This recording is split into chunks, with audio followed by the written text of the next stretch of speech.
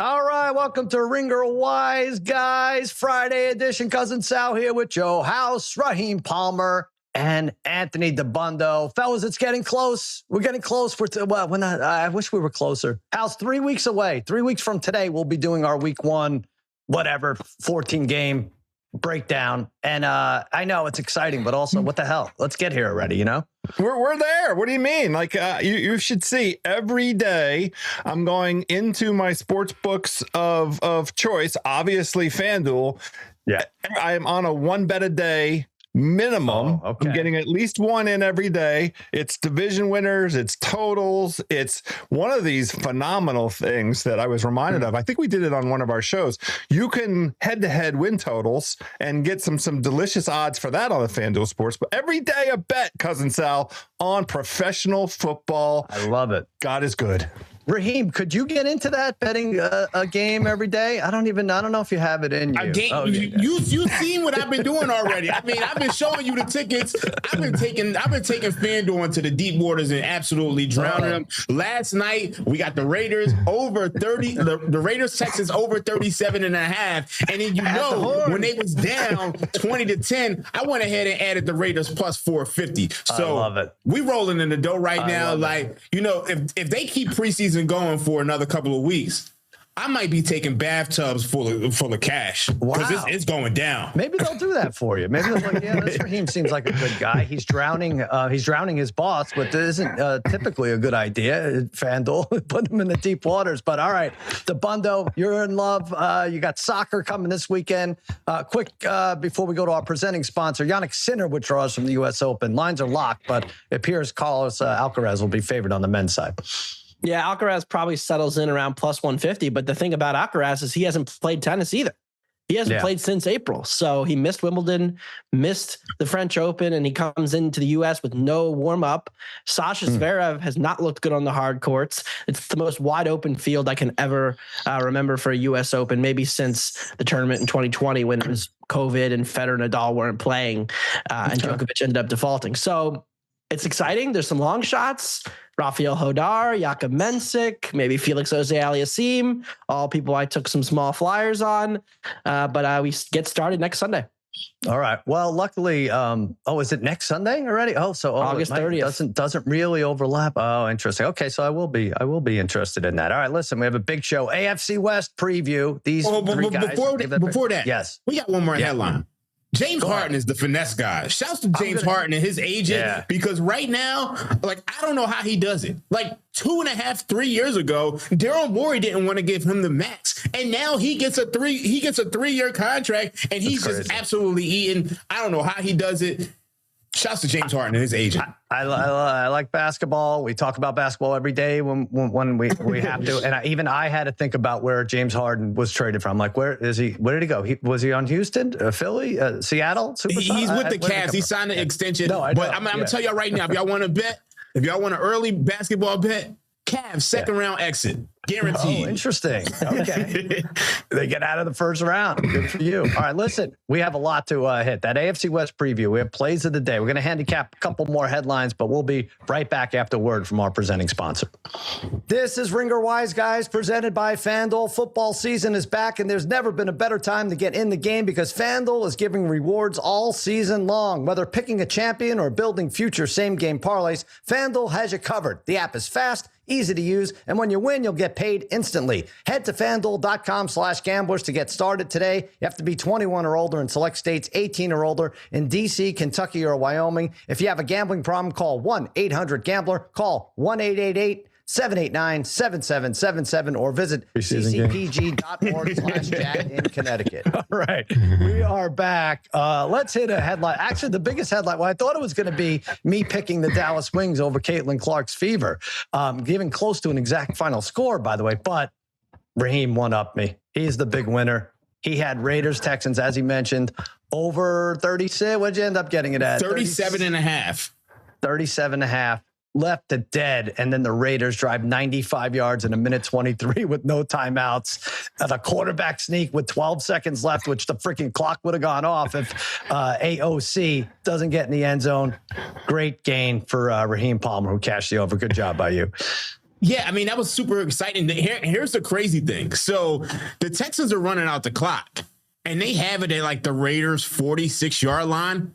And on first down, they get 9 yards. So all they need is 1 yard and the game is over. Like there's no over, there's no Raiders. Like I'm down like big if that happens. All you got to do is get 1 yard. They get stuffed on 2nd and 1. They get stuffed on 3rd and 1. And then for whatever reason, inexplicably, it's the preseason. I don't know why you're not just going for it and ending the game. But the Texans decide to punt it. They get it inside the 4.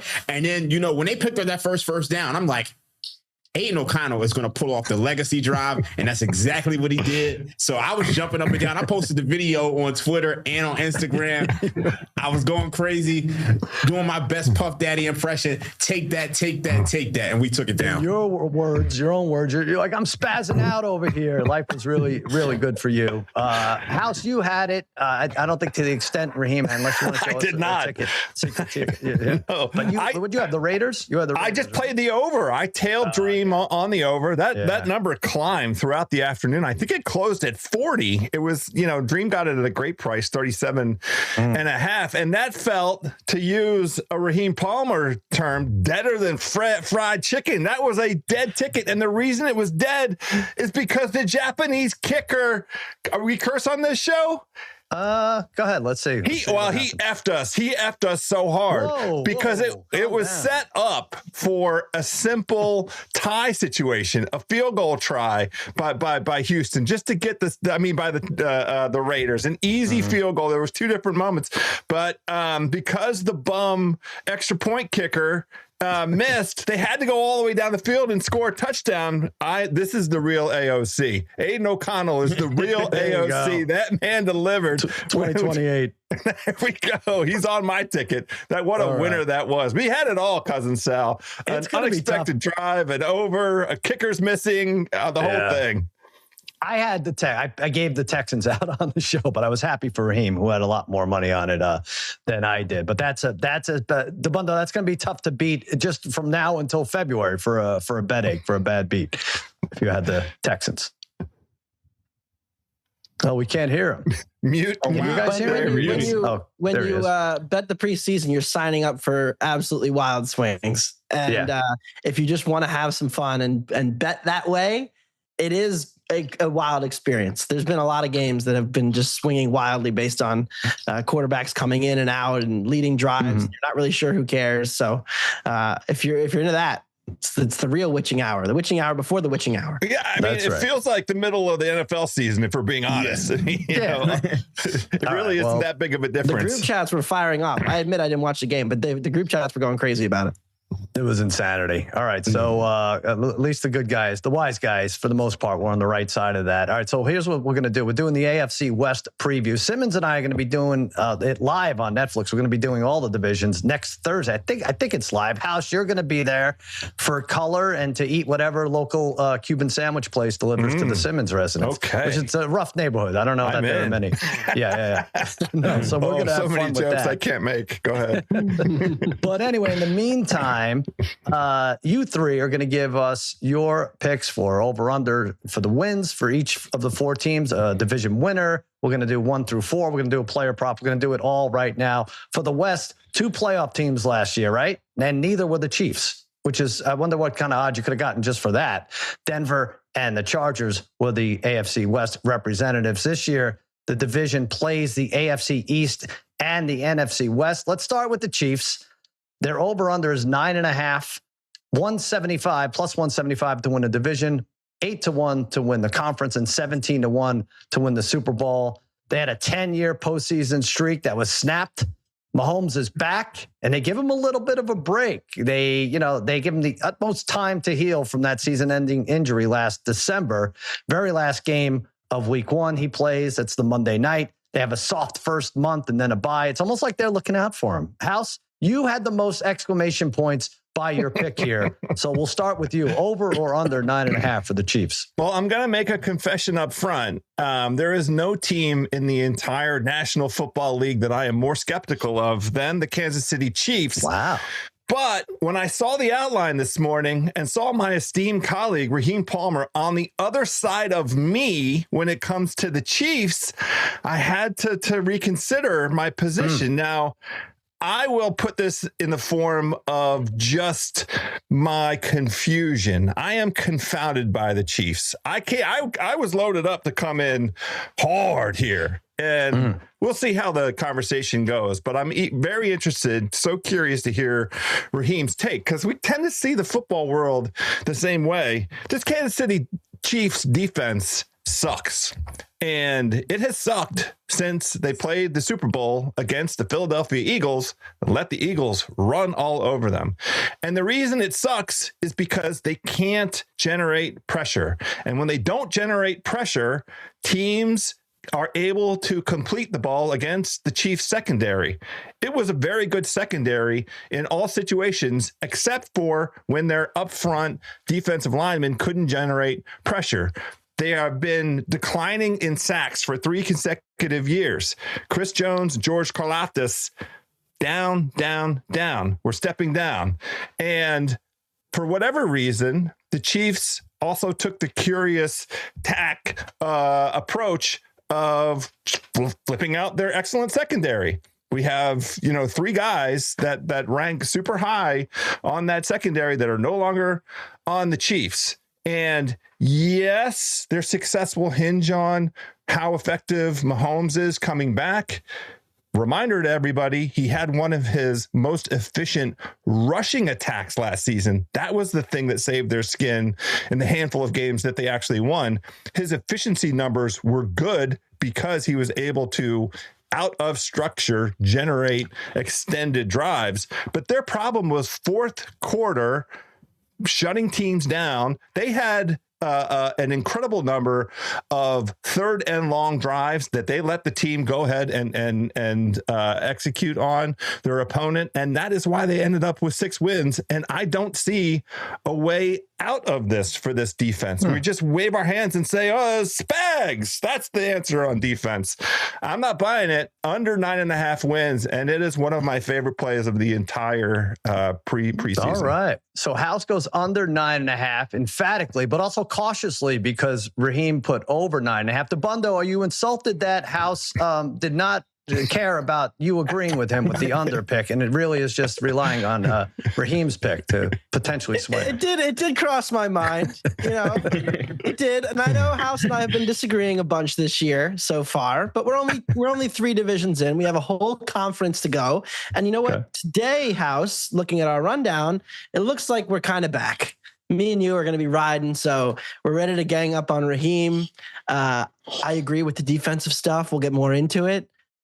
The biggest stat for me that really stuck out with I looked at Kansas City last year, it wasn't offense. It was when the Chiefs blitzed in 2023, in 2022, in 2024, they were top 5 in EPA allowed against the pass.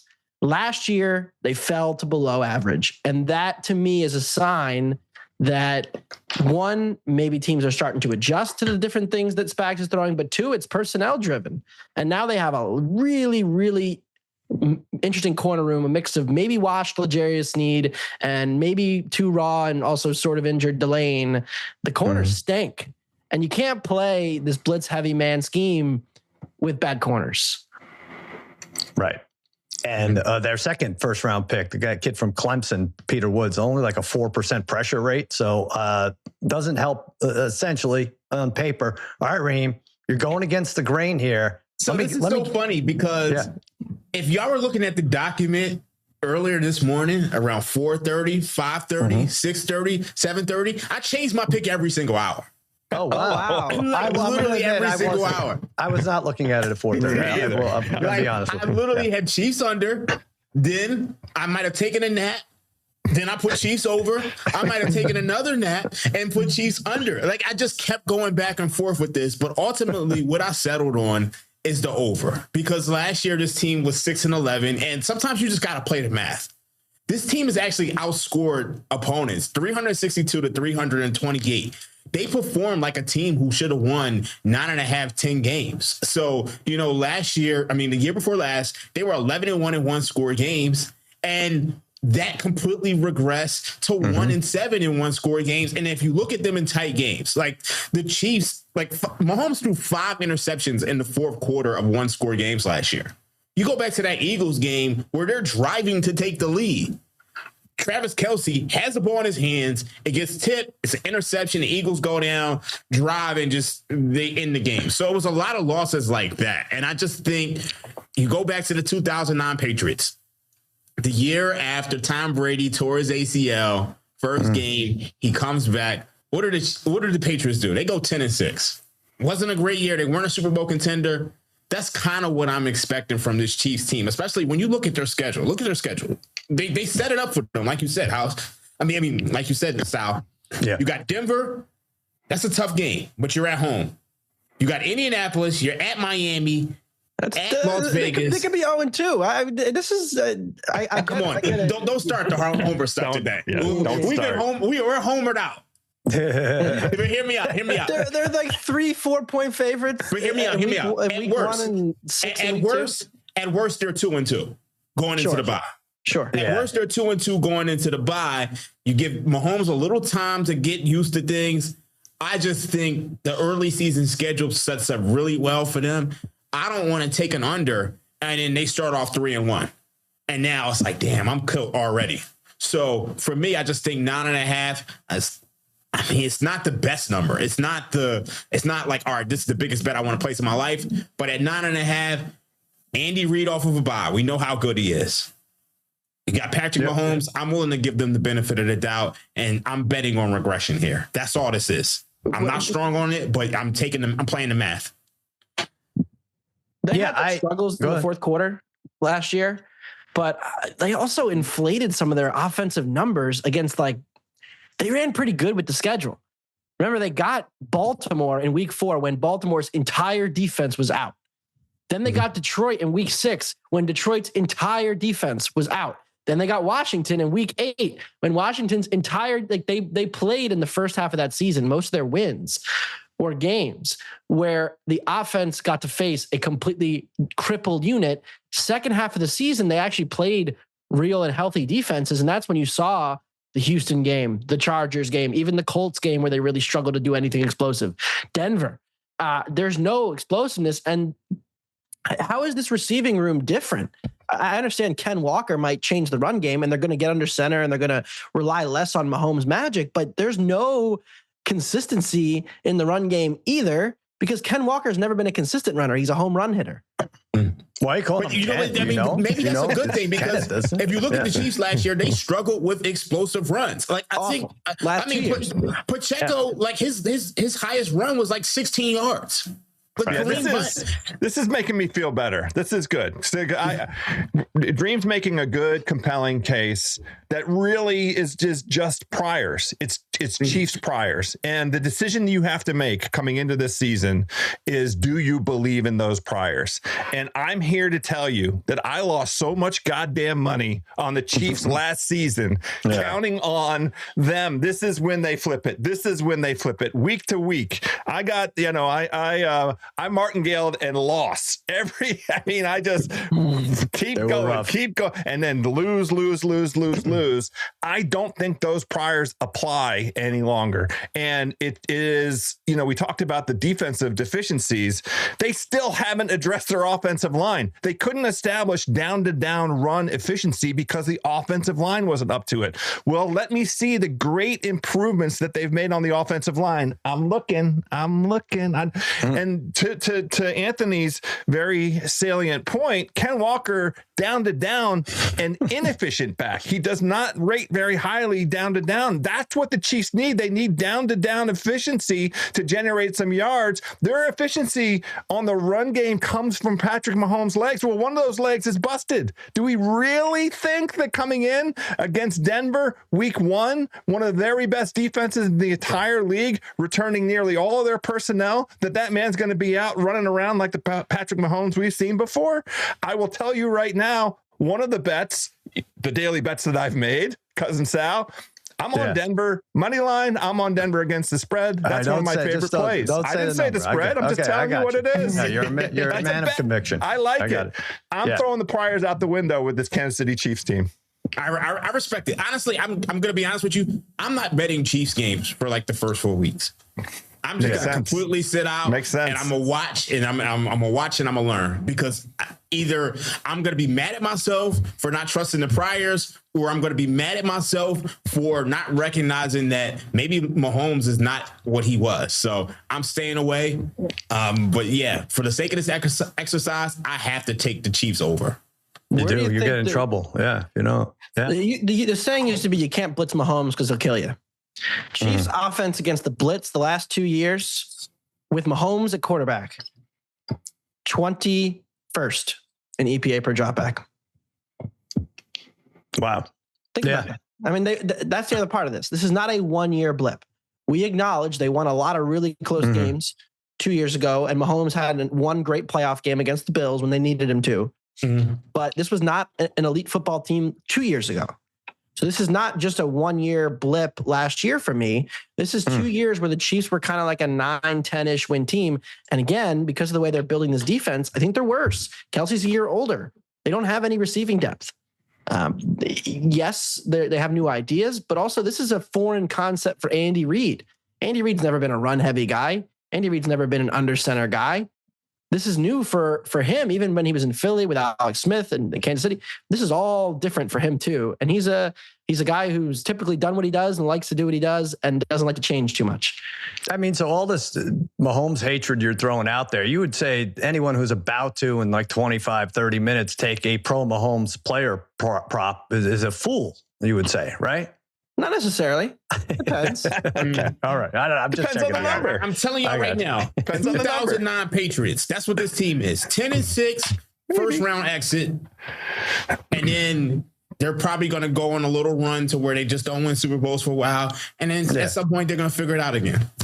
Let's mention this, though. No one's talked about Eric Bieniemy being back, and how that could be the cure, or that could help. Well, I mean, say, hey, where's the offensive line? Where's the offensive this? They do have problems. And if you look at the tight end, specifically Kelsey's regression, that is rough for Mahomes. It really is. But I kind of think this Kenneth Walker, or Ken, whatever you want to call him, I think the signing, and I'm not a prisoner of the moment because he was MVP of the Super Bowl, he could be that outlet receiver right there, so that could help a lot.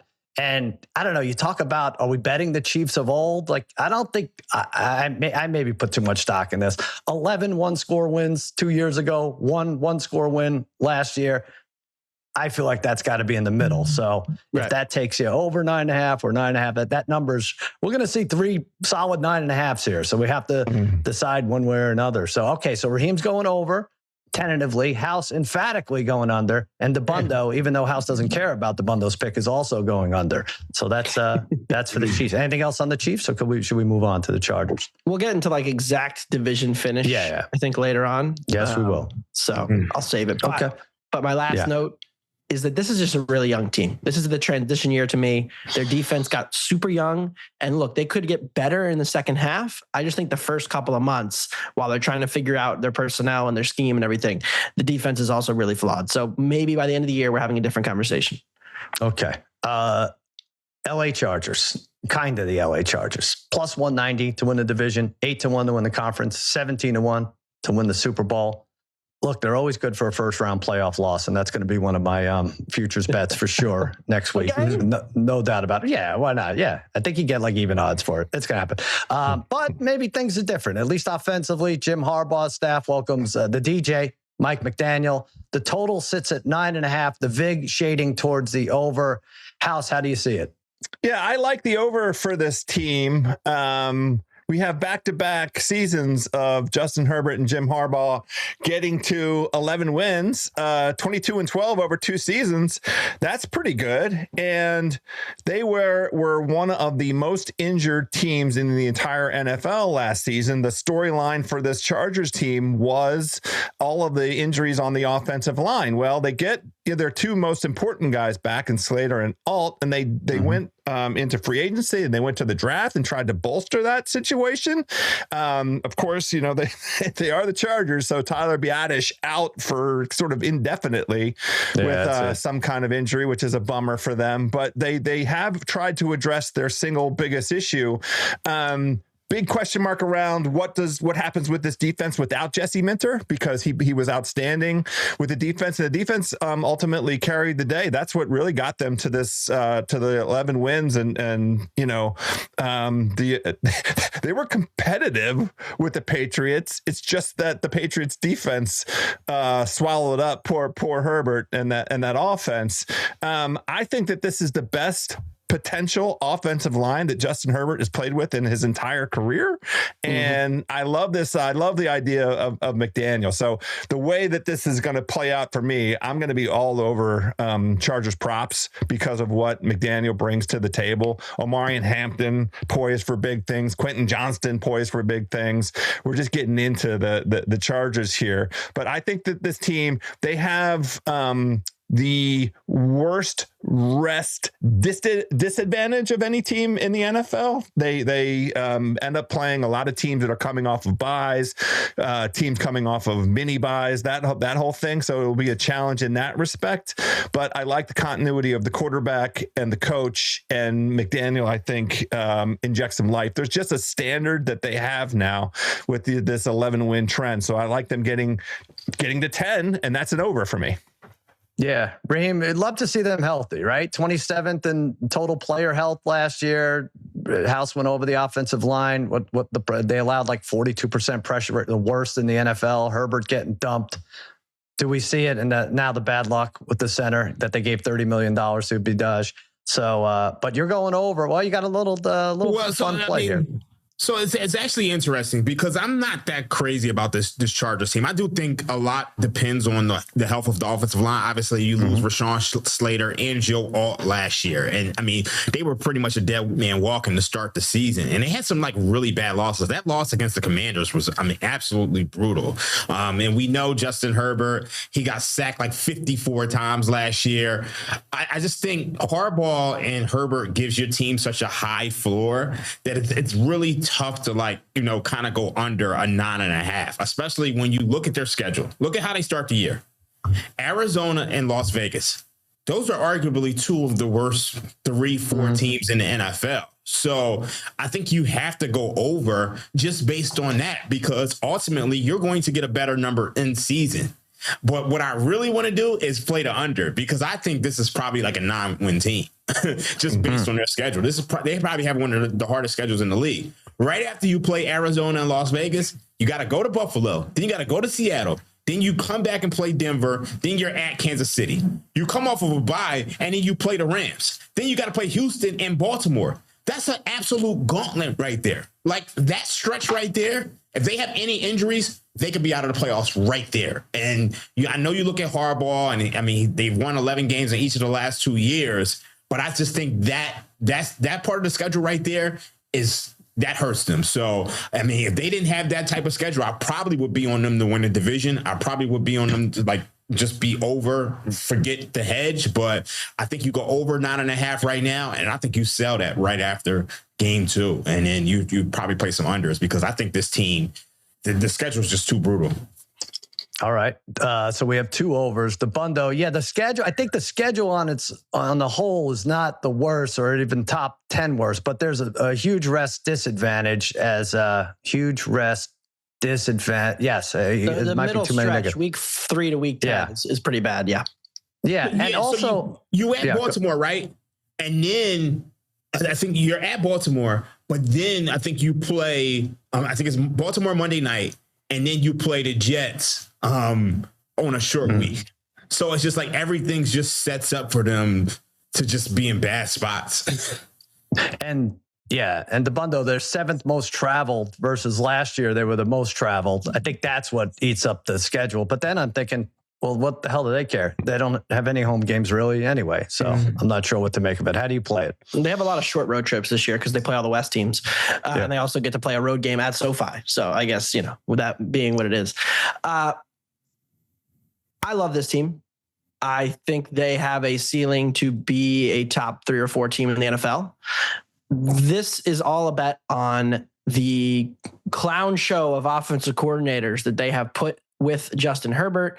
And even last season, like, I'm not going to say it's all Greg Roman's fault because obviously with the offensive line being what it was, they had to completely change the offense because they knew they couldn't couldn't make it work with the setup they had. But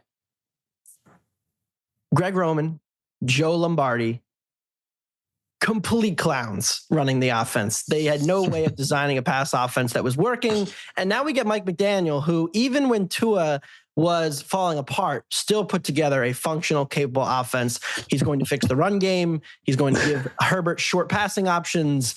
This whole thing opens up now. Mike McDaniel has been an elite offensive mind everywhere he's gone. You can question his leadership as a head coach. You can question his ability to discipline guys. That is not a factor when Jim Harbaugh is the coach. Jim Harbaugh will worry about the macro stuff.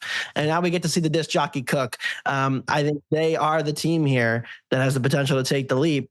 And we may look back and say, wow, imagine how good the Dolphins could have been if they had a quarterback a little bit better than Tua back in the day when they were running up their elite offensive numbers with Tyreek Hill and Jalen Waddle. I like the idea that the receiving core, though. I think that's the biggest issue I have is like, Mike McDaniel, he had Tyreek and he had Jalen Waddle. He doesn't have anything like that here. I think they have guys that can really use the middle of the field. I think Ladd McConkey and Rondé Gadsden are elite middle of the field guys. There's no like one guy that stands out that says, oh, we need to take this guy out of the team. Certainly. But it's enough for me.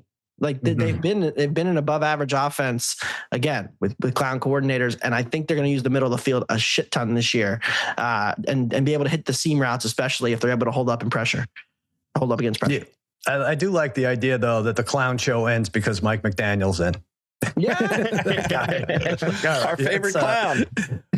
He is our favorite clown. He's a DJ at that. But yeah, I mean, listen, Mike McDaniel with no offensive line is not going to work wonders either. So they have to stay healthy. I think we're all saying the same thing. Okay, a 3-way over. Raheem is cautious and says you could buy it and then sell it because of the easy early schedule, at least the first couple games, and then it gets a little crazy. All right. Denver Broncos. Look at this. Another 9.5. Wow. They're just throwing it at you. It's kind of like the NFC South. It's like, yeah, you guys have fun with this. You figure it out. The AFC West is the other way, the other version of that, where everybody except the Raiders sits at 9.5, 210 plus 210 to win the division, 10-1 to win the AFC, 19-1 to win the whole thing. They had a real good shot, House, at getting to the Super Bowl last year. And then Bo Nix got injured in the division. I still don't know what the hell happened to him at the very end of the game. So they also sit at 9.5. Raheem, actually, let's start with you because you yesterday called them the most polarizing team in football or just a division. So either way, you get to start us off. So I think the interesting thing about this team is that you look at a team who goes, 10-2 score games, and you're expecting regression. But they weren't living off of turnover luck. So you go 10-2 score games, but you only have 14 takeaways. So I'm in a situation to where it's like, all right, maybe they're not going to regress as far as we think they are. So, I mean, I'm personally going to play an over here. I just think the defensive floor is very high. And you pretty much bring back the same exact roster as last year, minus one guy. And then you bring in Jalen Waddle. And look, we know Bo Nix doesn't really throw over the middle of the field much, but I think Waddle could possibly help with that. And then you bring in Davis Webb as offensive coordinator. Peyton's no longer going to be calling plays. Apparently, Davis Webb is supposed to be, one of the most sought after coaches in this league. And they almost had to promote him in order to keep him. So if you get any offensive improvement, I think the floor for this team is very high. So I'm going to go over because I think the defense is legit. Obviously, the schedule is a little bit tougher than last year. They had a lot of games that they lucked up. But if you get some turnover regression, maybe that cancels out the 1-score regression. I think this team wins around 10 games. Yeah, how's that defense is, I know the Texans are the gold standard, but geez, Vance Joseph has done some 68 and 63 sacks the last 2 seasons. Can't be overlooked. Yeah, I mean, they did lose defensive lineman John Franklin Myers, but to Dream's point, the floor for this team, to me, is like 9 wins. It is like, reminder, Sean Payton, he has 8. He's won at least 8 games in 8 straight seasons and 19 in a row with at least 7 wins. Shout out our boy Cleve TA, dropped that in his preview. 8 games in 8 straight seasons. So the floor to me, with the talent that this team enjoys, is 9, and I don't have to do anything to get to 10. I think the addition of Waddle is outstanding. I love the addition of the offensive coordinator, and the reminder around Bo Nix, the discourse around Nix, it's very fair. He is inconsistent, but go back and look at how many fourth quarter drives he engineered and made incredibly successful, accurate throws against very good football teams. The dude is a gamer. I mean, he engineered a drive against the Eagles last season. He engineered a wonderful drive, obviously, against the Bills in the playoffs. This guy, in the fourth quarter, when they need a score, gets that offense moving down the football field. I believe in this defense, and I'll hang my hat. That's the anchor to this wager, but I have them well over 9.5 wins this season. Now, you earlier maybe insulted Dabbundo by saying you don't care about his Chiefs pick. You prefer Dabbundo just left the screen while you were ranting about this Denver. My God, that's it. He got you back. Oh my God, big way. All right, so we have 2 overs. Dabbundo, I will say, I'm looking at the schedule. Here's what's interesting about Denver. I don't think it's a true first place schedule. So their extra games are Jacksonville, Pittsburgh, and on Black Friday, and Carolina. Which are they real division winners? I think that's like kind of like that helps. I don't know. None of them are favored to win their division this year, right? Yeah, and so you look at that, but for God's sakes, the thing that jumps out at me, and I'll bring this up ad nauseum next week with Simmons, they trailed in 15 games, and of which the Giants, which we all watched together, and I think Danny Heifetz's soul left him for good in that game. You might have took his soul. I took it. Yeah, that was one of my favorite viewing experiences ever. Sal is just occasionally shouting out the live odds, like, Denver down to 3-1. Down even up. Denver has just become a live favorite as Bo and Nix is engineering a comeback drive. And Heifetz is just sinking slowly deeper and deeper into his chair. That was his fantasy punishment, watching the Giants with us that day. Yeah. All right, but you're going over as well. I am. They're a polarizing team. I think it's a really interesting. Raheem's right. Yep. Yeah. I mean, first of all, there are a couple defenses, right? Denver and Houston are the 2.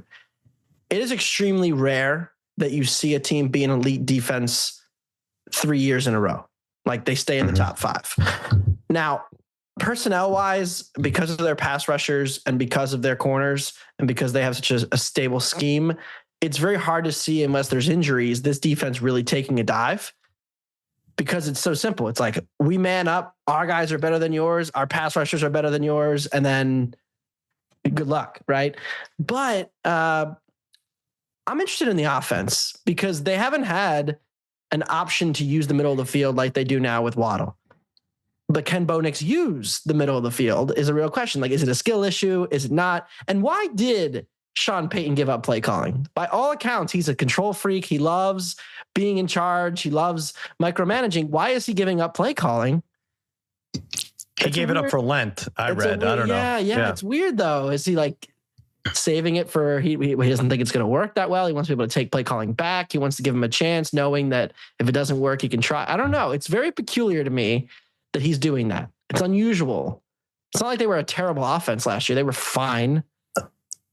No, and listen, it really is. You can't figure out their offense because Nix, whatever you want to say about Nix, you can't say he blows it under pressure. 7 game-winning drives. Maybe the way he gets there is John Elway-esque early career because they fell behind, and he has one of the lowest yards per attempt. Yards per completion rate. So it's really bizarre. And he had the most attempts. This is not a team with a great defense, how they usually operate. I think he had 612 attempts, which was most in the league. So go figure out the Broncos offense, but maybe you don't have to. Maybe it's a defense. Well, here's my question. Yeah. Houston is getting a lot of Super Bowl helium, right? Off season, everybody, it seems like, is the trendy pick is to take the Texans. Oh, Super Bowl helium! I like that. We should sell that on the. What is the difference between Denver and Houston, really? Like, aren't they the same? We kind of like. I actually think Denver might be better. Denver has a better O-line, certainly. Yeah. Denver has a tougher schedule. I like Houston's receiver room better. I like one of their receivers better. The rest of the crew, I'm not so sure about. I mean, Denver has a better O-line. You could argue that Denver has the better head coach. Yep. Very so fair. the question is like, why are we so home field?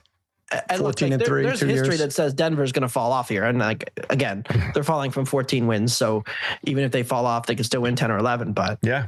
That's fine. I'll accept that regression. The other thing is you had the Chiefs' bad year, right? So you had to take advantage of that. They got 2 wins against the Chiefs. Yeah. Yeah. So there you go. Very interesting. All right. Now this is one that nobody's too excited to jump on the over. The Las Vegas Raiders, 5.5. Okay, so we could use 2 lines here because FanDuel has it right smack in the middle. Raiders 5.5 overs -140, under +120, or 6.5. The under is -140. The over is +120. They're 15-1 to win the division. They're 65-1 to win the conference and 125-1 to win the Super Bowl. And Mendoza threw a pick 6 yesterday. It's over, guys. There's no reason to even go through this charade. Clint Kubiak in at head coach. Max Crosby almost out, but then the Ravens said, he's all yours. And then Cousins and Crosby fighting in practice. The Raiders always have offseason weirdness. 3 wins last year. Can they double that and go over 5.5? Or which way you taking it? Start with you, House. 6.5 under? Definitely the cowardly way out is the way I'm taking it, which is under 6.5 -140 on the FanDuel Sportsbook. Just out of, the basic notion that they have in a single season gone from your grandpa's embarrassment. The poor guy had to walk around in a diaper, Pete Carroll, by the time that season was ending, to like modern football. Great job by the organization bringing in Kubiak. Great job. They did a very effective tank job down the stretch to get Mendoza in house. I think that will prove out to be effective. And they did some interesting things in terms of free agency and the draft. They recognized that they need to build up in the trenches, that their offensive line was among the very, very, very worst in football last season. They spent that high draft pick on Ashton Genty and then ran him into a brick wall until he broke down. Congrats on that, Pete Carroll. But I do think that just out of sort of basic respect, 2 or 3 more wins out of this team. They do still, for the moment, have Max Crosby. Bowers should play the most effective pass weapon that they have. If he can actually play this season, they have something there. And whatever they get out of Cousins, it's going to be better than what they got out of Geno Smith. It's not a huge play for me, but this team winning 5 or 6 games makes perfect sense. You look at their schedule, there are 5 wins. They get to play all of the worst teams in the NFL. And I think they are actually favored in week 1. I won't say the line, Cousin Sal, but I believe they're favored in week 1 against the Miami Dolphins. We'll know whether or not they're going to get to 5 or 6 wins based on the outcome of that game. Best of luck. But I do like the trajectory of this team. But you're going under, right? Under 6.5. Because six games is double the wins of last season. Under 6.5. The trajectory's this way, but for I got both of the betting. I got you. Yeah. Raheem, I would think you would like this. You're always like, looking into buying positions and selling them. House mentioned they're home for Miami. They're at the Chargers. That's going to be a black hole fest, right? And then they're at New Orleans. So they're easy not a games. Bad stretch. Yeah. Not too bad. You could see 2-1 out of it. I think they're favored to win 3 games overall, but you like them under on the whole? I like them under. I just don't think they have enough. I think obviously you do sign Tyler Linderbaum, so the offensive line maybe should be a little bit better, but I just don't see that much improvement. I just think the defense is legitimately bad. I just think there's not much to like about this team outside of Brock Bowers, and there's just not much here. So it's just and they're playing probably in the toughest division in the AFC, and I think that's the biggest problem here. And so it's just I don't know if they're going to get 1 win. And then eventually I do expect I don't expect Kirk Cousins to play the entire year. I think Mendoza is going to be playing, and we saw last night in a president game. He's a rookie. I mean, he's going to make his mistakes. So maybe he doesn't play. Is kind of I think House hit the nail on the head. The trajectory is good. Obviously, I do think you got to upgrade a head coach. So even if you double your wins, you're still going under this win total. So Let's go under 6.5. You go under the 6.5. The only thing I was looking like Cousins for as long as he's in there. I think he had his best season statistically under Kubiak like 5 years ago. He had 33 touchdowns to Dabbundo, but doesn't matter to you. You're going under too. Yeah, soft under for me. Not something I'm dying to bet, but I will take under here because it's hard to come up with enough wins. I do like their offensive line taking a big step forward from the worst maybe I've ever seen last year. Linderbaum and Colton Miller's back healthy to start the year, and he's very important at left tackle. The interior looks passable to me with the upgrades, and Kubiak does a very good job of scheming around offensive line issues. Like I feel like, of course, now he won the offensive, he won the Super Bowl with the Seahawks, and so he gets credit for that. But remember what the Saints did, 2 years ago, those famous Saints for 3 weeks when they were like the best team in the history of the NFL until everybody got hurt. It was projected to be one of the worst O-lines in the NFL. And they were able to, with some eye candy and decoys and different things, make an offense that was actually very good. And then again, everybody got hurt. They stunk. But, you throw Kirk back there and I think it's actually a pretty functioning offense. My concern is the defense. They lose Pat Graham, a defense coordinator I love. We talked about him on the Steelers episode, and they promote from within on a defense that wasn't good last year, especially against the run. Crosby probably goes at the deadline, or if not before. That's where I have a lot of issues. And their schedule does not portend well for them getting a lot of stops. They're going to have to end up putting they're going to end up in a lot of losing game states, and I don't love Kirk sitting back there as a statue in those situations. So I went under soft here, but probably no bet for me overall. And they gave your bum Quiddy Pay like almost $50 million, right? He's you got to pay somebody. One of those situations. I guess that's how it works. But yeah, to your point, the defense, I think it was only Dallas was worse in terms of how many 30-plus point games they allowed. At least 8 out of 17 for the Raiders. All right. Under for the Raiders. That's easy enough. 6.5. They're the least polarizing team in this division. Right. So it's just like, it was obvious that we all were going to agree on that one. I tweeted out a poll of who do you think is going to win the division. I didn't include the Raiders in the poll. I didn't want any trolls to come out. And really? Oh, I like the Raiders. That's smart. Oh my God. You want to know how the poll's doing? Yes. Let us know what's going on. All right. So Denver, 38%. Chargers, 35%. Chiefs, 26%. Yeah. Okay. So relatively split. But that's how it should be, honestly. Like, I don't know how, you can love the Chargers, but everything kind of has to go right. That hasn't for them in years. And yet, I think, 3 out of 4 double-digit wins and an early exit in the playoffs. So that's the Chargers for you. Oh, let's go ahead and pick a division winner there. Chiefs at plus 175, Chargers plus 190, Broncos plus 210, Raiders plus 1,500. Raheem, start us off. Yeah, I'm gonna go with the Broncos. I just think they have the highest floor. I initially had the Chiefs in here. I mean, it's so crazy. I spent all morning going back and forth with this. But I mean, I think ultimately the price here at 210 plus 210, I think you're getting the best price for the best team in the division at this point in time with the highest floor. So I got to take the Broncos. I know there's some regression coming, but like I said before, they didn't have a lot of takeaways, and I do think the offense could be better down to down. So I'm taking the Broncos plus 210. All right, Raheem, with the last-minute pivot. Broncos instead of the Chiefs. House, you had the Broncos. You're sticking with it? It warms my heart. This is truly an indication that the football universe is coming together. Me and the Dream are on the same page, baby. Yes, you look at that price, plus 210, better than 2-1 odds for Denver. And a lot of that is coming by virtue of the bum-ass Chiefs. The bum-ass Chiefs are helping this number. Thank God for that. I think that this Denver team, it was hard splitting hairs in terms of the division winner between Denver and the Chargers. And the way that I landed was I want to see this defensive coordinator for the Chargers for a minute. The young fella has no coordinator experience. He's like the safeties coach or something. He got promoted. Okay, that's good, but he's not Jesse Minter. So let me just take a step back. Give me the Broncos, baby, plus 2-1 odds. Let's go. I mean, you could say this for a lot of the divisions. What are the odds this is not settled before week 18, this division? Great point. Minus 300 or Chargers something. play the Broncos in week 18.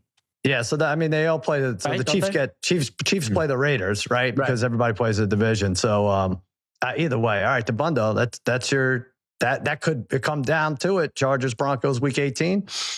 Yeah, it's funny. The Harbaughs have this system where they send out their top defensive guys and they say, all right, go to college and go call plays, right? So that was famously what Mike McDonald did. He was the defensive coordinator. He was the linebackers coach, defensive assistant for the Ravens. Then he went for 1 year to go become the DC at Michigan.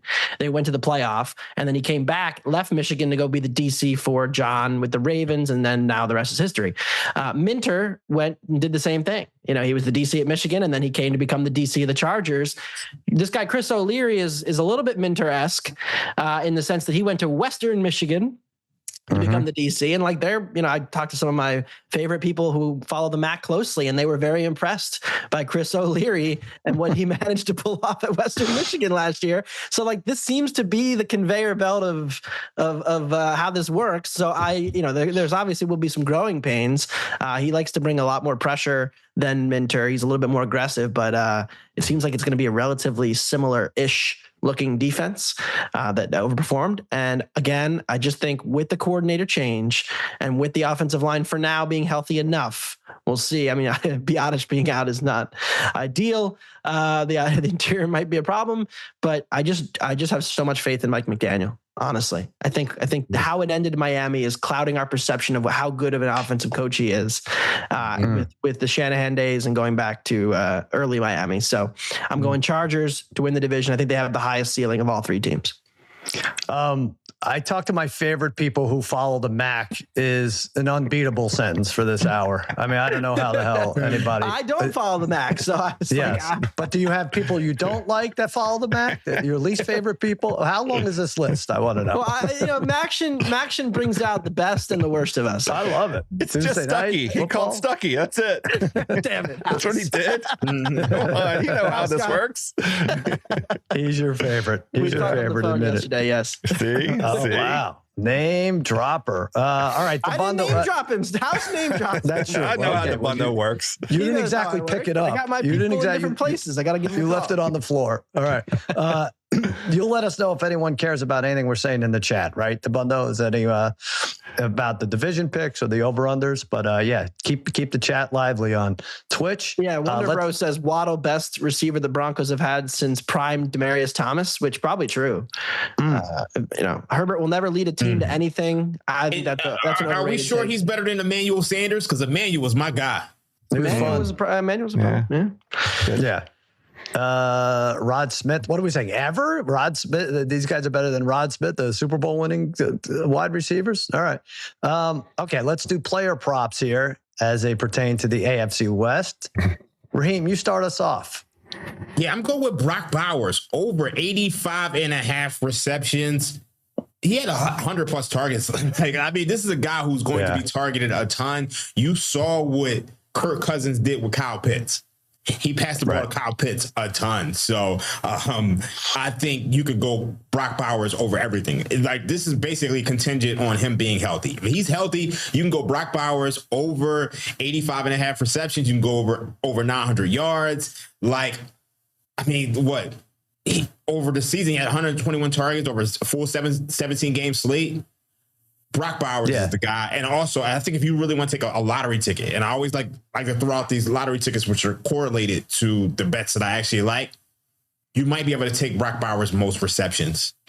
And I think that pays something crazy. So look that up. I don't know where it is on FanDuel. I was looking for it today, but if you can find it, Brock Bowers' most receptions. NFL is a good lottery ticket, but I like his over 85.5 receptions. I also like him over 900 yards. They'll have it up there, yeah, for sure, in the next couple of weeks. Yeah, I like this. I mean, Cousins would be stupid to ignore him. I mean, you're talking about, if he's on the field, you should get this. You're talking about between 5 and 6 receptions for 16 games, and that gets you over. He had 153 targets 2 years ago, so this is doable potentially by Thanksgiving if we see the healthy version of Brock Bowers. All right, Joe House, tell us about your favorite player prop. Yeah, this is nice because we've all been covering the Chargers with some glory, putting some respect on the DJ's name, Mike McDaniel. And this is, I kind of forecasted this when I started in with my Chargers. We're bullish on this Chargers offense. I think there's an argument that this is the best situation Justin Herbert's ever had. So it's going to try the trickle down effect across the board. Lad McConkey, you want to get in on some overs with him, by all means do so. I'm looking at Quentin Johnston. This is a shout out to our boy Mike Fiddle, me and Dream. Name dropping crazy. This is the reminder. Wow. Stucky. When we're inspired, when we have our inspirations, we have our resources that give us some validation. You got to shout them out. The reminder for this McDaniel offense, what he's capable of. Remember, Miami led the offense in total yards 2 seasons ago, led the NFL in passing yards 2 seasons ago, led the NFL in rushing touchdowns 2 years ago, number 2 in total scoring, number 6 in total rushing yards, 2 in red zone. Like, you can go through these. Mike McDaniel is a bad mother effer when it comes to offense. Well, he gets Quentin Johnston, who is the deep target for this Chargers offense. He's also the primary red zone target. 8 touchdowns in each of the last 2 seasons. Why wouldn't I take over 5.5 touchdowns for a team that I think is going to be much more successful in the red zone? They were one of the worst teams in the red zone last year. That's what happens when you have a bad offensive line. But this team, I think, is going to be different. Quentin Johnston over 5.5 touchdowns at -128. Great price. I'm all in on this. I love that for the TCU speedster. You said he missed 3 games last year, still had the 8 touchdowns. I feel like if he gets 50 or more receptions, he's going to definitely get in that 7 to 8 range because he's such a burner. You look at his longs for every year, it's a 50, 60, so he gets 70 yard or so. So this is a good pick, I think, in Mike McDaniel's system. I like it, House. All right, now talk us into Mahomes after talking us out of Mahomes here, Dabbundo. I'm not talking you into Mahomes. I'm on Mahomes under 25. Oh, that's right. You are. I'm sorry. I read that wrong. Gotcha. Oh. I agree with this. He's been in the mid-20s each of the last 3 years. And I think this is a situation where we're going to see this offense become much more run heavy this year. And that's been all of the talk out of camp. It's been them getting Mahomes under center. Mahomes, not able to use his legs to extend plays more, keeps him confined. So many times we see him, rolling out, finding somebody in that end zone. I think they can be a good run offense. Again, fine in low and tight situations. Do they have a back that you trust? Maybe not, because, so often Ken Walker would get pulled on the goal line too. So we'll be interested to see how that kind of plays out. Be careful betting Ken Walker touchdown overs because of that. But I think that's going to be how Kansas City takes pressure off Mahomes. They cannot drop him back 100 times a game. So I'm going under 25.5 touchdowns on Mahomes. I get so scared with these quarterback props because a lot of it comes down to, are they playing week 18? Does he suit up against the Raiders with 25 touchdowns heading in? And that's I feel like if you're, you know what? I hate to keep talking about the NBA, but I love it so much. So if you're laying 4, right, you kind of have to be up 8 with 6 seconds left to not sweat it. You know what I mean? That's kind of what you don't want the 3 to hurt you. You don't want to not playing to hurt you. That's all. I feel like you're rooting for injury here. Yeah. What the hell, Dabbundo? That's not nice. I would never do that. No. I mean, if you look at Mahomes' career, the lowest amount of touchdowns he's thrown is 26. Sure. But they're going to throw it less this year is part of the point. They've been the highest pass rate team in the league by a wide margin for years.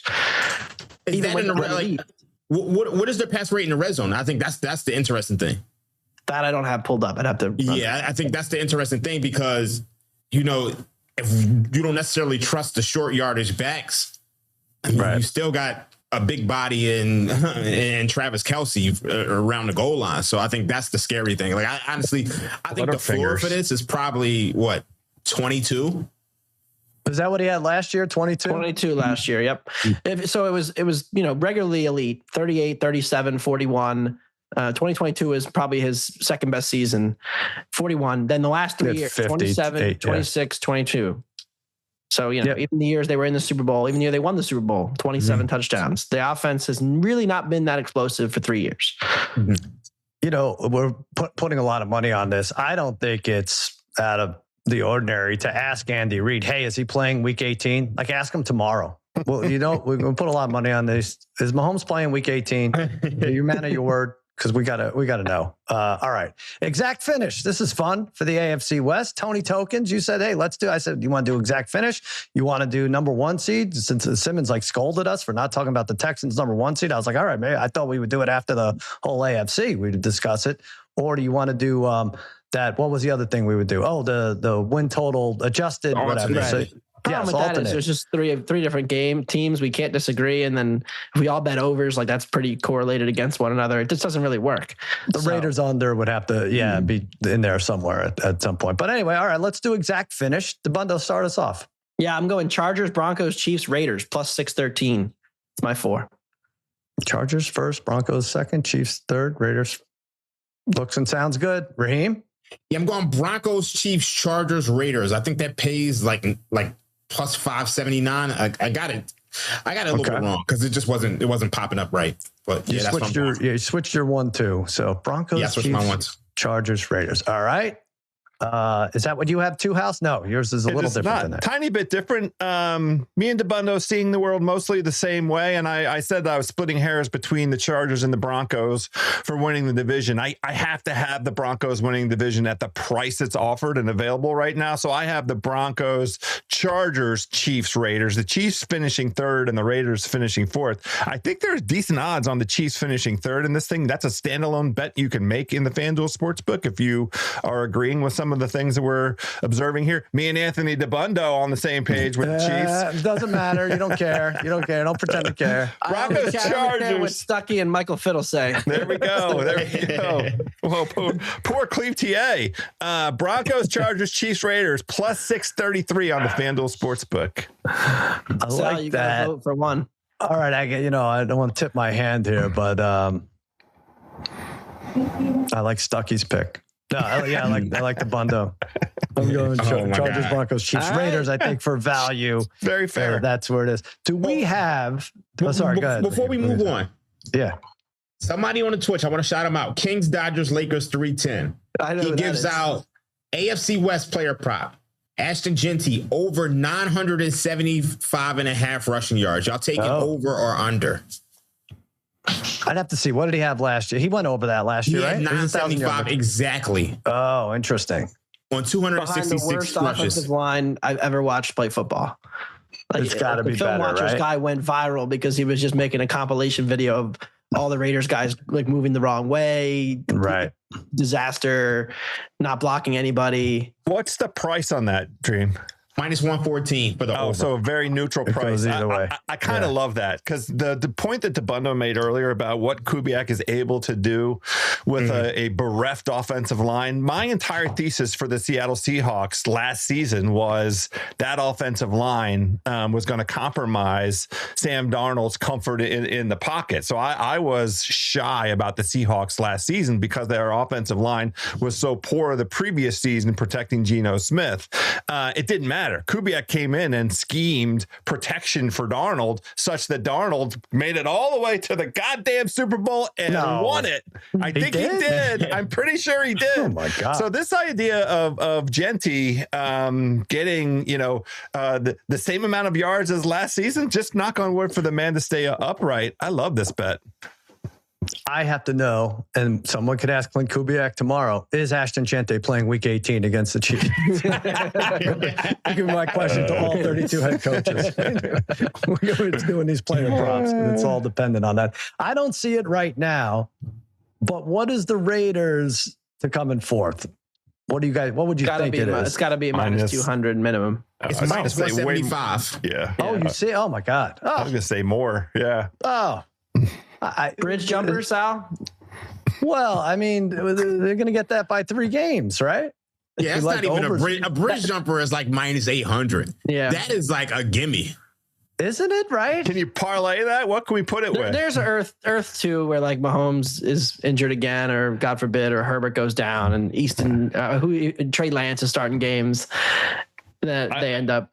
Yeah. Well, they let me parlay Trevor that gets with hurt every single year. Hold on, let's right. And he just happens to play through it. Right. Mm-hmm. Denver's defense is good enough to survive the Raiders' wrath and even if Bo Nix goes out, right? Yeah, they have good backup quarterback. Good backup quarterback. The Chiefs had 6.5 wins with Mahomes. When Mahomes missed 3 games, 3 games, maybe 3 games. I like that a lot. Oh, I'm going to go down. You know what? It's so funny though. Anthony brought a good point, because there is a world where they finish third, and you can get them third at plus 300. No, where's the world? What happens? The world is somebody gets hurt. The world is Mahomes gets hurt or Herbert gets hurt. Not even Bo Nix, honestly. If Jarrett Stidham played 17 games, I think Denver's probably still better than the Raiders. But Mahomes got hurt last year, and they had 6.5. They beat the Raiders, right? Right. Well, he didn't get hurt till the end, though. They were already pretty good. I don't know. I forgot. I don't know why I didn't say this earlier, but my comp for the Herbert this year is actually 2018 Andrew Luck. Oh, okay. Highly touted prospect. A lot of Isn't that great the year he stats. retired? It was a year before. It was his final season, so hopefully he doesn't do that. But Luck was just getting killed behind bad O-lines with bad coordinators. Yeah, and his advanced stats were never that good, and people are like, but like, watch Andrew Luck play football. He's obviously very good. And the playoffs, he had that. He had a couple big playoff wins, which Herbert obviously doesn't have yet. But either way, you're like, you're not quite seeing it, and yet he finally got a good O-line and a good coordinator. And at the time, Frank Reich was a good coordinator, and it completely changed everything for Andrew Luck. It was the least hits he took all in his career. It was the most efficient season he'd ever had, and they went 11-5 and ended up, I think, lost in the second round to Pat Mahomes. So I think that's my comp for what Justin Herbert could be this season. Okay, that's fair. I'm just trying to figure out what, Raheem, should I go 168,000 or 177,000 on the Raiders to come in fourth? I'll let you decide. You definitely got to do 175,000. Just keep the juice even. Oh, right. Okay, that's true. Yeah, we're at I wish I had bet that on Sinner to not win the U.S. Open. He'll jump back in at the last second. All right, fewer zeros on mine. Hey, FanDuel guys, I know you know this, is your home for all your NFL futures. Make sure to check out their futures SGPs to tie everything together. The wise guys built a 3-leg AFC West futures SGP. Broncos over 9.5, Raiders under 6.5, Chargers over 9.5, pace plus 414. FanDuel, your spot to bet NFL all season long, and make sure to check out all their NFL futures to get yourself started. 414. Not bad, right? I know we're worried about injuries from the Chargers, but Dabbundo, you would endorse that? I would. I have to endorse it, but I do endorse it. Those are all, I mean, this has been a much more simpatico show. Yes, it has. Yeah. Yeah. It's good. Raheem, who would see on a high note? Who screws that parlay? Probably no one, but Chargers over Broncos overrated. Chargers? Backyard Bo screws it somehow. Okay. Yeah. House, you're in favor of that? Plus 414? Yeah, of course. I love it. I might have to talk to our good friends at FanDuel. The parlay that I want to do is the Raiders to finish last at minus 175, parlayed with Ashton Genty over 975 and a half rushing yards. That's not, those aren't correlated. Why can't we go ahead and they're actually inversely correlated? Yeah. Right. Yeah. That's a plus EV parlay right there. Gosh darn it. But we'll talk to our That's a Dabbundo special, the inversely proportionate parlays. I love it. You love it. Has any of them ever hit? One time there was it was Jahmyr Gibbs under 2.5 receptions over 20.5 receiving yards. One time. Oh God. He had 170-yard tud for it was like 6-1, and it was against the Jags 2 years ago, and I was going nuts. And then I'm like, don't pass to him ever again. Don't pass to him ever. There are certain, Alec Pierce did one time. We had like a under receptions over yards plus touchdown, and he caught like a 30-yard touchdown. That was his only catch. Like one of those things. But those are fun bets. Let's get the season going. This is so good. That could be your thing. Every week. Let's go. Inverse correlation of the week. And that should be yours. That's a great one. You probably only have to hit 3. Right? There was one year we had a Thielen over receptions under yards when he was super washed. Yeah. And he went over it was like 6 receptions. He had to have like less than 40 yards. Mm-hmm. And he broke one tackle at the very end and went over, and it lost. And it was brutal. I like the idea behind it. It is the worst thing to root for, though. I mean, can you imagine keeping your eye? No, don't break that tackle, but catch the ball. It's just rough. All right. Yeah. All right, guys. Friday plays of the day. Dabbundo, you lost for us yesterday. Raheem and I won. They didn't tell me Mallory Rubin was thrown out the first pitch. you had the over 7.5 Yankees Orioles. Yep, 6-1. Also, 6-1 final. I mentioned so the McGreevy prop that I talked about. Yeah, that one, right? No, I lost because he had 4 strikeouts. He threw a called third that was called a ball, and the catcher didn't challenge. It was unbelievable. I was like, just challenge. It's a win. Just challenge. He didn't challenge. I lost. Wow. All right. Yeah, that sucks. Brutal. All right, but get back on track here. You're going to the Diamond again. Anytime you need something reliable in your life, bet on the Mariners. No, nobody's ever said that. I like Seattle at home today. Matt Boyd has seen a dip in his stuff numbers under the hood. I think he gave up 3 homers and got rocked by the Cardinals last week. But even before that, I'm not totally sure he's 100% healthy. So we'll see with Boyd here as his stuff continues to kind of look a little bit shaky. I'm going Mariners at home plus 100. All right, Joe House, Tampa Bay. This is a baseball play. Yeah, I'm a baseball guy. I've been hitting some of these baseball plays. This is a system play that I came across. The Tampa Bay Rays are at Baltimore. The Rays and Baltimore played against each other on Sunday. Baltimore beat their ass. It was Trevor Rogers and the Orioles beating Freddie Peralta and the Rays down in Tampa. They are up in Baltimore now. Peralta has a good ERA, limited sample size, but the system play is a situation where the same pitchers are facing each other inside of 5 days, both starters, the same starters, and you simply pick the other team. I'm getting plus odds on this. It really checks out very nicely over 20-year sample size here. So Peralta and the Rays plus 116 on the FanDuel Sportsbook, taking down Baltimore. Sorry, Mallory. I like that. I like the sorry, man. It's going to be all right. She'll be okay. All right. You know what? We'll let Raheem bring it all home with another miracle NFL preseason pick. So for now, I'm going to, the game of the day, right? Dabbundo, Braves, Brewers. Oh, yeah. I'm going over 6. Cy Young probably winner, the Miz versus the number 1 contender, number 2 contender, Chris Sale. Got to play the under right now. We're playing 7+ runs. Going to lay a little vig there. 7+ runs in 6 of the last 8 Mizorowski starts. 7+ runs in 3 of the last 5 Sale starts. In fact, the last 3 games Sale started against Milwaukee, all of them had 7 runs or more. Brewers bats are threatening. Garrett Mitchell, 7 for his last 10 with 4 runs scored.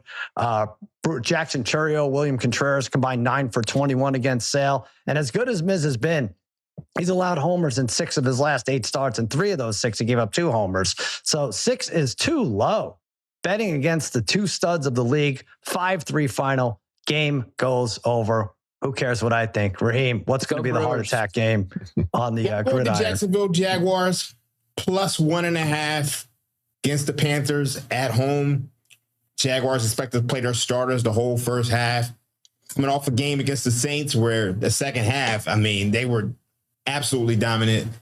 I don't think the Panthers second unit is very good, so we're going to fade the Panthers. We're going to take the Jaguars plus 1.5. Do remember, 1 is a key number, so getting the plus 1.5 is key. If this moves the Jags minus 1.5, you might just want to play the money line. You don't want to be laying 1.5 in the preseason. So tic tac line alert. All right, Dabbundo, anything hot in the chat before we sign off? I don't know if you guys heard, but CR might be getting assassinated soon. Yeah, I did hear that. That's a shame. I like that guy. Yeah, me too. We're hanging out this weekend. That's all I'll say. It's for the content. You're hanging out? Okay. Oh, in Philly. No, we're not actually. I was just okay.